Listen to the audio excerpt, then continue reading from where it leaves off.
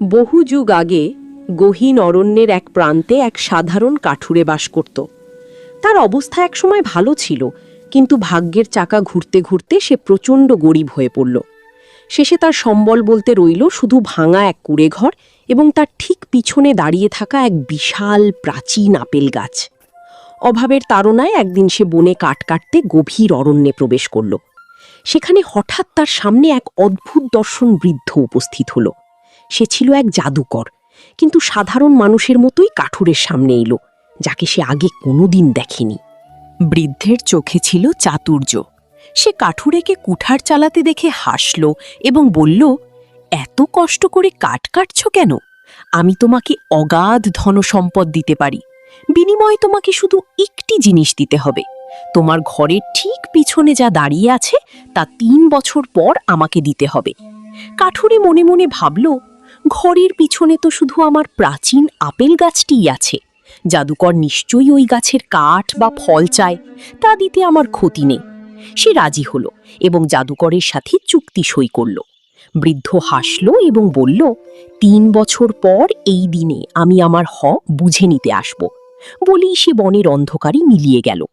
কাঠুরে বাড়ি ফিরতেই দেখল তার ছোট কুঁড়েঘর সোনার গয়না, রূপার মুদ্রা আর মখমলের পোশাকে ভরে গেছে। আলমারি, দেরাজ সব ধন সম্পদে ভর্তি। তার স্ত্রী অবাক হয়ে ভাবল, হঠাৎ কোত্থেকে এত ধন সম্পদ এলো?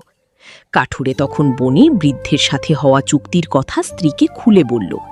সে ভাবল আপেল গাছ দিয়ে সে পুরো পরিবারকে রক্ষা করেছে, কিন্তু তার স্ত্রী চুক্তি শুনে ভয়ে শিউরে উঠল। সে কপাল চাপড়ে কাঁদতে কাঁদতে বলল, হায় স্বামী, এ তো আপেল গাছের কথা নয়, এ তো আমাদের মেয়ের কথা। বৃদ্ধ নিশ্চয়ই কোনো সর্বনিশী জাদুকর। সে কেঁদে কেঁদে আরও বলল, আমাদের মেয়ে সবসময় চাটুঘরের পিছনেই উঠোন ঝাঁট দেয়। ও আপেল গাছের কথা বলে আমাদের ভুলিয়েছে। ও চেয়েছে আমাদের এই পবিত্র এবং নিষ্পাপ মেয়েকে। কাঠুরের মেয়েটি ছিল অতুলনীয় সুন্দরী এবং প্রচণ্ড নম্র। সে বাপের অবাধ্য কোনোদিন হয়নি। যাই হোক, 3 বছর কেটে গেল। মেয়েটি শান্তভাবে জাদুকরের আসবার দিন গণনা করতে লাগল। সে জানত জাদুকরের ক্ষমতা নোংরা এবং পাপী মানুষের ওপর চলে। সে পবিত্র থাকলে জাদুকর তাকে ছুঁতেও পারে না।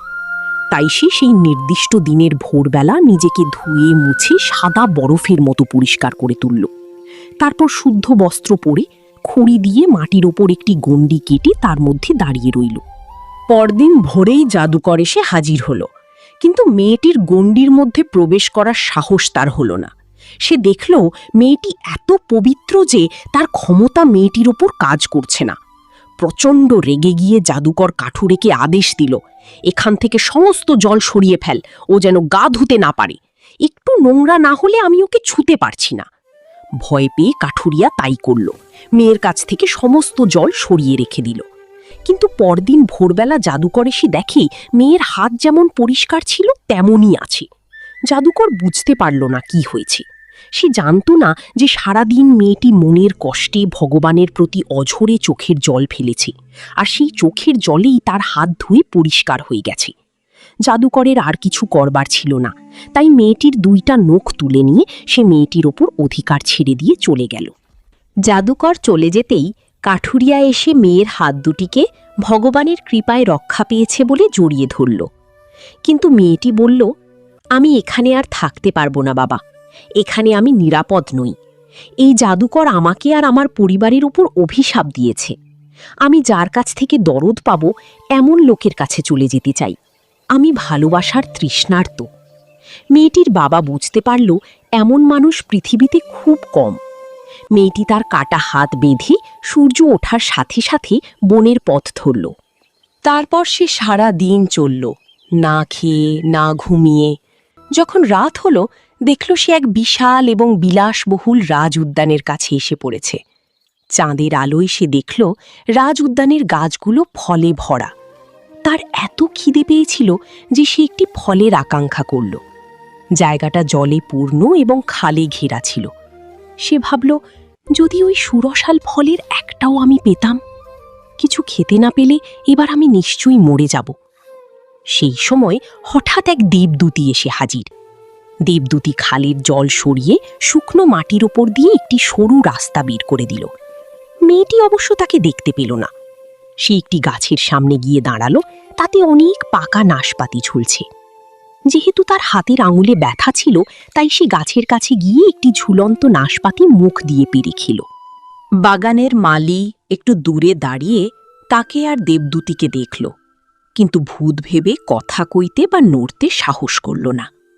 মেয়েটি একটা ঝোপের আড়ালে গিয়ে শান্ত মনে ঘুমিয়ে পড়ল। পরদিন সকালে এলেন রাজা।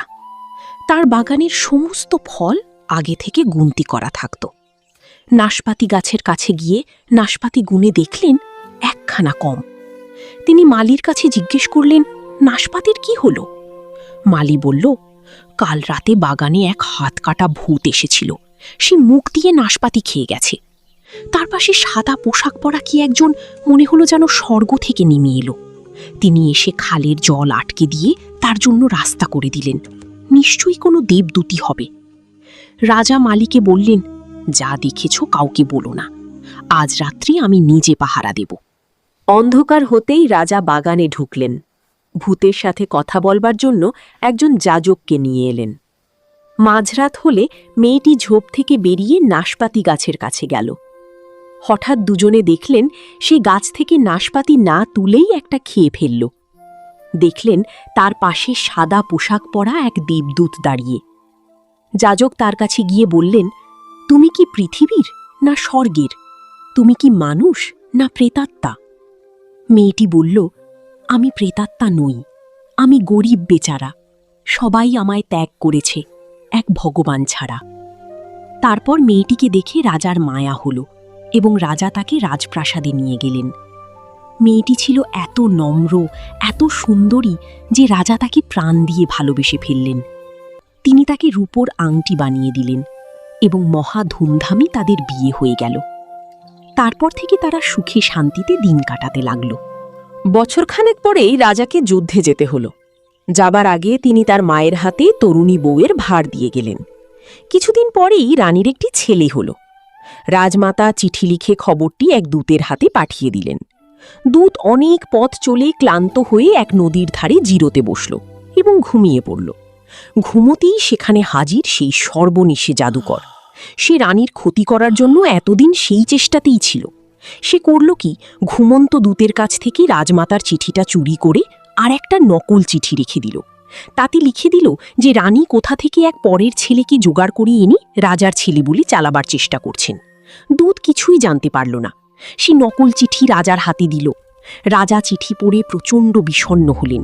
তার মন অস্থির হয়ে উঠল। তিনি জবাবে লিখে দিলেন যে রাজা যতদিন না ফিরেন রানীর যেন কোনো অযত্ন না হয়। দুষ্ট জাদুকর আবার দূতের পথে অপেক্ষা করে রইল।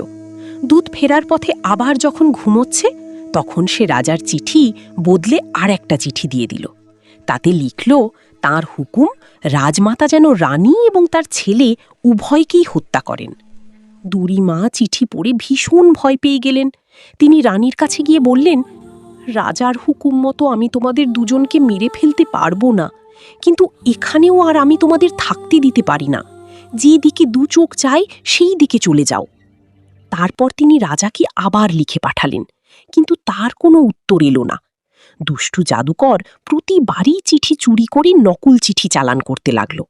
কিন্তু শেষের চিঠিটা এলো সবচেয়ে ভয়ানক।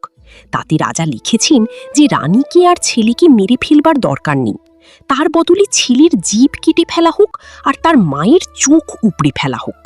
রাজার মা ছিলেন প্রচণ্ড দয়ালু। রাজার এই ভয়ানক হুকুম পালন করা তার পক্ষে সম্ভব ছিল না। তিনি কাঁদতে কাঁদতে রানীর কাছে গিয়ে বললেন, আমি তোমাদের দুজনকে মেরে ফেলতে পারবো না, কিন্তু এখানেও আর আমি তোমাদের থাকতে দিতে পারি না। দেশ ছেড়ে চলে যাও তোমরা। তারপর তিনি রানীর পিঠে ছেলেকে বেঁধে দিলেন। বিচারী রানী কাঁদতে কাঁদতে রাজপুরী ছেড়ে চলে গেলেন। কিছু দূর হেঁটে রানী এসে পৌঁছলেন এক গহীন বনের কাছে। বনের ধারে এসে রানী ভেবে পেলেন না এইবার কোন পথ নেবেন। হাঁটু গেড়ে মাটিতে বসে তিনি ভগবানের কাছে প্রার্থনা করতে লাগলেন। তারপর দেখতে পেলেন একটি ছোট্ট কুটিরের জানলা থেকে আলো আসছে। কাছে গিয়ে দেখল জানলার উপরে কে যেন লিখে রেখেছে, এখানে যে থাকবে তার কোনো বিপদ হবে না। তারপর কুটির থেকে একটি কুমারী বেরিয়ে এলেন। সে ছিল সেই দেবদূতী। তার গায়ে বরফের মতো সাদা পোশাক। তিনি রানীর পিঠ থেকে ছেলেকে খুলে কোলে নিয়ে পাশের ঘরে বিছানায় শুইয়ে দিলেন। দেবদূতী রানীকে বললেন, আমি একজন দেবদূতী। আমায় পাঠানো হয়েছে তোমার আর তোমার ছেলের দেখাশোনা করবার জন্যে। তারপর থেকে রানী সেই কুটিরেই রয়ে গেলেন। এমনি করে অনেক বছর কেটে গেল। রানী সুখে রইলেন। ছোট ছেলেটি হলো তার চোখের মণি। এদিকে রাজপুরী থেকে রানী চলে যাবার কিছুদিন পরেই রাজা ফিরে এলেন। এসে দেখলেন তার রানী আর ছেলে নেই। সে জানতে চাইল তারা কোথায়। রাজার মা কাঁদতে কাঁদতে বললেন, নিষ্ঠুর তুমি! অমন সব ভয়ানক চিঠি লেখবার পর এখন জানতে চাইছো তোমার রানী আর ছেলে কোথায়? দুই নিষ্পাপ প্রাণীকে তুমি কি মেরে ফেলতে বলনি? রাজা ভেবে পেলেন না মা কি বলছেন। তিনি তখন রাজার চিঠিগুলি, যেগুলি দুষ্টু জাদুকর বদলে দিয়েছিল, দেখালেন। চিঠি পড়ে রাজা এমনই কাঁদতে লাগলেন যে তার মায়ের দয়া হল, এবং তিনি বললেন, অমন করে কেঁদো না। আমি তাদের মারিনি। তারা দেশ ছেড়ে চলে গেছে, কিন্তু কোথায় গেছে কিছুই জানি না। আর রাজা সেই দূতকে ঢেকে এনে জিজ্ঞাসা করল, এমন কেন করল? সে এই ব্যাপারে কিছুই জানে না বলে জানালো। তারপর রাজা প্রাণে না মেরে তাকে বিতাড়িত করল। তারপর রাজা চিৎকার করে বললেন, পৃথিবীর শেষ পর্যন্ত আমি তাদের খুঁজব। যতদিন আমার রানীকে আমি খুঁজে না পাই, ততদিন আমি খাবার বা জল স্পর্শও করব না। এরপর তিনি দীর্ঘ 7 বছর 7 দেশ খুঁজে শেষে সেই প্রাচীন অরণ্যে পৌঁছলেন। আর সেই দেবদূতী রাজার হাত ধরে কুটিরে নিয়ে গেলেন। কুঠিরে গিয়ে রাজা রানীকে দেখে চিনলেন, এই তার হারিয়ে যাওয়া রানী, এই তার ছেলে। আনন্দে তিনি তাদের জড়িয়ে ধরলেন। দেবদূতী তাদের জন্য রান্না করলেন। সকলে মিলে খেলেন। তারপর বিদায় নিয়ে রানী আর রাজপুত্রকে নিয়ে রাজা ফিরে চললেন বাড়ি। প্রাসাদে পৌঁছতে রাজার মায়ের এবং আর সবার খুব আনন্দ হলো। আবার এক বিরাট বিয়ের ভোজ হলো। জাদুকরের সব অভিশাপ কেটে গেল। রাজা আর রানী সুখে স্বাচ্ছন্দ্যে দিন কাটাতে লাগলেন। তো বন্ধুরা, কেমন ছিল আমাদের গল্পটি? কমেন্টে জানাতে ভুলবে না কিন্তু। আর হ্যাঁ, এমন দারুণ দারুণ গল্প পেতে চ্যানেলটি সাবস্ক্রাইব করে রাখবে।